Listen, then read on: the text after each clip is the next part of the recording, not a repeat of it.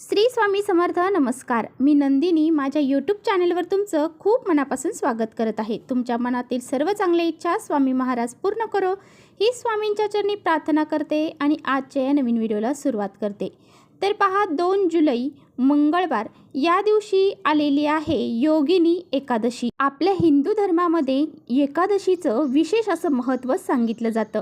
प्रत्येक महिन्यामध्ये एकादशी येत असते, परंतु प्रत्येक एकादशीचं महत्त्व हे वेगवेगळं असतं आणि एकादशी तिथी ही महिन्यातून 2दा येत असते. एक कृष्ण पक्षामध्ये येते आणि एक शुक्ल पक्षामध्ये येते. या योगिनी एकादशीचं व्रत केल्याने व्यक्तीला मोक्ष प्राप्त होतो आणि अनेक प्रकारची पापे ही नष्ट होतात असं आपल्या शास्त्रामध्ये सांगितलेलं आहे. प्रत्येक व्यक्तीकडून काही ना काही कळत नकळत पापे ही होतातच आणि या पापातून तुमची मुक्तता होण्यासाठी ह्या योगिनी एकादशीचं व्रत हे केलं जातं. त्याचबरोबर ही एकादशी तिथी जी आहे तर ती भगवान श्री हरी विष्णूंना समर्पित आहे आणि भगवान श्री हरी विष्णूंची या दिवशी विधिवत पूजा अर्चा करायची आहे. त्याचबरोबर काही उपाय देखील या दिवशी केले जातात. आजच्या व्हिडिओमध्ये मी तुम्हाला अतिशय प्रभावशाली उपाय सांगणार आहे. आपल्याला सकाळीच घरामध्ये या झाडाचं एक पान घेऊन यायचं आहे. हे पान जर आपण घरात घेऊन आलो तर आपली कितीही कठीण इच्छा असू द्या ती नक्की पूर्ण होईल आणि 7 पिढ्यांचं दारिद्र्य हे नष्ट होईल. असा हा अत्यंत प्रभावशाली उपाय कसा करायचा आहे याबद्दल आजच्या व्हिडिओमध्ये आपण जाणून घेणार आहोत. त्यामुळे व्हिडिओ कुठे स्किप न करता शेवटपर्यंत नक्की बघा, जेणेकरून तुमच्यापर्यंत योग्य ती माहिती पोहोचेल. आपल्या चॅनलवर जर तुम्ही नवीन असाल तर चॅनलला लगेच सबस्क्राईब करा आणि असेच माहितीपूर्ण व्हिडिओ पाहण्यासाठी बेल आयकॉनलाही प्रेस करा, म्हणजे मी जेव्हा नवीन व्हिडिओ अपलोड करेन त्याचं नोटिफिकेशन सर्वात अगोदर तुम्हाला भेटेल आणि तुम्ही एकही व्हिडिओ मिस करणार नाही. आणि त्याचबरोबर कमेंट्समध्ये ओम नमो भगवते वासुदेवाय नमः हे लिहायला अजिबात विसरू नका. तर पहा, हा जो उपाय मी तुम्हाला सांगणार आहे योगिनी एकादशीच्या दिवशी हा उपाय सकाळी 12च्या आतच तुम्हाला करायचा आहे. त्याचबरोबर हा उपाय आपल्याला का करायचा आहे? तुम्हाला सांगितल्याप्रमाणे योगिनी एकादशी ही वाईट कर्मातून व्यक्तीची मुक्ती होण्यासाठी, पाप जी केलेली आहेत आपण ती पाप नष्ट होण्यासाठी आणि त्यासाठी ही एकादशी खूप महत्त्वाची मानली जाते.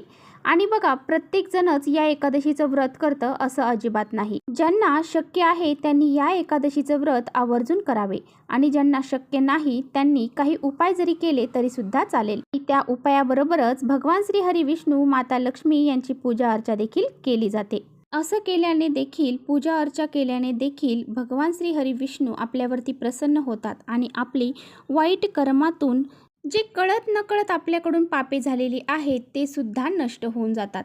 आणि हा उपाय केल्याने आपल्या घरातील जी दारिद्र्य आहे, 7 पिढ्यांची जी दारिद्र्य आहे तर ते सुद्धा नष्ट होऊन जाईल आणि व्यक्तीच्या कितीही कठीण इच्छा असू द्या त्या नक्कीच पूर्ण होतील. तर पहा, तुमची इच्छा कोणतीही असू शकते. नोकरी प्राप्तीबद्दल, धनप्राप्तीबद्दल, त्याचबरोबर संतान प्राप्तीबद्दल कोणत्याही प्रकारची इच्छा असू द्या, ती इच्छा तुमची नक्की पूर्ण होईल. आजच्या व्हिडिओमध्ये मी तुम्हाला 3 उपाय सांगणार आहे आणि 3ही उपाय अतिशय प्रभावशाली आहेत. तर पहा, इच्छित मनोकामना पूर्ण होण्यासाठी, प्रत्येक कामामध्ये यश प्राप्त होण्यासाठी, गरिबी आणि दारिद्र्य निघून जाण्यासाठी तुम्हाला हा पहिला उपाय करायचा आहे. योगिनी एकादशीच्या दिवशी सकाळी उठल्यानंतर तुम्हाला पिंपळाच्या झाडाखाली जायचं आहे. या झाडाला जल अर्पण करून तुम्हाला या झाडाचं एक पान घेऊन यायचं आहे. हे पान तुम्ही तोडून आणल्यानंतर ते पान स्वच्छ तुम्हाला धुवून काढायचं आहे. त्यानंतर तुम्हाला लाल चंदन घ्यायचं आहे आणि चंदन घेतल्यानंतर त्या काडीच्या साह्याने त्या चंदनात काडी बुडवून तुम्हाला त्या पानावरती तुमची जी इच्छा आहे तर ती लिहायची आहे. तुमची इच्छा नोकरी प्राप्तीबाबत असेल तर नोकरी प्राप्ती म्हणून लिहायचं, धनप्राप्तीबाबत असेल तर धनप्राप्ती लिहायचं. सर्वप्रथम तुम्हाला वरती पानावरती राम लिहायचं आहे. त्यानंतर तुमची इच्छा खाली लिहायची आहे. ही इच्छा तुमची मुलांच्या प्रगतीबाबत असेल, तुमची स्वतःची काही इच्छा असेल. यानंतर ही इच्छा लिहिल्यानंतर हे पान घेऊन तुम्हाला तुमच्या जवळ असणाऱ्या हनुमानाच्या मंदिरात जायचं आहे आणि त्यानंतर हे पान घेऊन तुम्हाला हनुमानांच्या मंदिरात जायचं आहे. तिथे तुम्हाला हे पान अर्पण करायचं आहे आणि तुमची इच्छा जी आहे तर ती तिथे व्यक्त करायची आहे. आणि पहा, या दिवशी मंगळवार आहे आणि मंगळवार हा हनुमानांचा वार आहे. या दिवशी जर आपण इच्छापूर्तीसाठी हा उपाय केला तर नक्की आपली इच्छा ही पूर्ण होते. त्याचबरोबर जर तुम्ही कोणतंही काम करायला गेले त्यामध्ये तुम्हाला अपयश येत असेल, तुमचं कोणतंही काम पूर्ण करायला गेला तर ते पूर्ण होत नसेल, दुःख, संकट, अडचणी नेहमी तुम्हाला येत असतील, त्याचबरोबर काही इडापिडा जर असेल तर तुम्हाला काय करायचं आहे, थोडंसं लाल चंदन तुम्हाला घ्यायचं आहे. हे चंदन घेऊन तुम्हाला महादेवाच्या मंदिरामध्ये जायचं आहे. तर पहा, हे चंदन घेऊन महादेवाच्या मंदिरात गेल्यानंतर तुम्हाला हे महादेवाच्या पिंडीवरती लावायचं आहे. आता पहा महादेवाच्या पिंडीवरती कुठे लावायचं आहे हे तुम्हाला मी स्क्रीनवर दाखवत आहे. त्यानंतर जे चंदन तुम्ही तिथे लावलेलं आहे तर ते चंदन तुम्हाला 5 मिनिटं तिथे ठेवायचं आहे. त्यानंतर थोडंसं चंदन तुम्हाला काढून घ्यायचं आहे.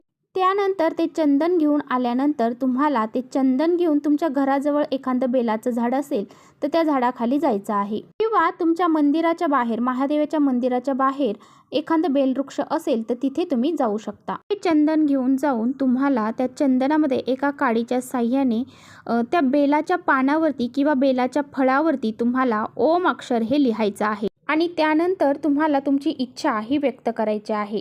तर पहा, हा उपाय जो आहे तो शिवपुराणामध्ये सांगितलेला आहे आणि तोच उपाय आज मी तुमच्यासोबत शेअर केलेला आहे.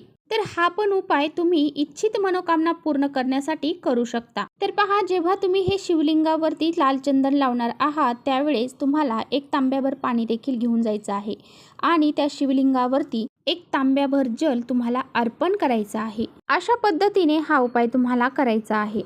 त्याचबरोबर तुमच्या घरामध्ये एखादी व्यक्ती सतत आजारी राहत असेल, वारंवार घरामध्ये आजारपण निर्माण होत आहे, त्याचबरोबर तुमच्या घरामध्ये सारखे वाद, कलह, भांडणं निर्माण होत असतात, तर तुम्हाला काय करायचं आहे, तर तुम्हाला या योगिनी एकादशीच्या दिवशी 5 वृक्षाची 5 पानं घ्यायची आहेत. यामध्ये तुम्हाला तुळशीपत्र घ्यायचं नाही. यामध्ये तुम्ही आंब्याचं पान घेऊ शकता, बेलाचं पान घेऊ शकता, त्याचबरोबर शमीपत्र तुम्ही घेऊ शकता. तुम्ही फळांच्या झाडांचं देखील पानंही घेऊ शकता. तुम्ही जास्वंदीचे घेऊ शकता. अशा पद्धतीने तुम्ही 5 प्रकारची 5 पानंही घ्यायची आहे. एक तांब्याचा कलश तुम्हाला भरून घ्यायचा आहे. त्यामध्ये ही 5 वृक्षाची 5 पानं तुम्हाला टाकायची आहेत. यानंतर तुम्हाला तो तांब्या जो आहे तर तो तुमच्या घरामध्ये जी आजारी व्यक्ती राहते तिच्यावरून उतरवायचा आहे. त्याचबरोबर घरातील एखाद्या व्यक्तीवरती जर सतत अपयश येत असतील, तिला कोणत्याही गोष्टीमध्ये यश प्राप्त होत नसेल, तिच्यावरून देखील तुम्हाला हे जो तांब्या आहे ते उतरवून घ्यायचा आहे. एक अर्धा तास तुम्हाला तो तसाच घरामध्ये ठेवायचा आहे. त्यानंतर हे पाणी घेऊन तुम्हाला शिवलिंगावरती अर्पण करायचं आहे. शिवमंदिरामध्ये जाऊन हे शिवलिंगावरती अर्पण करायचं आहे.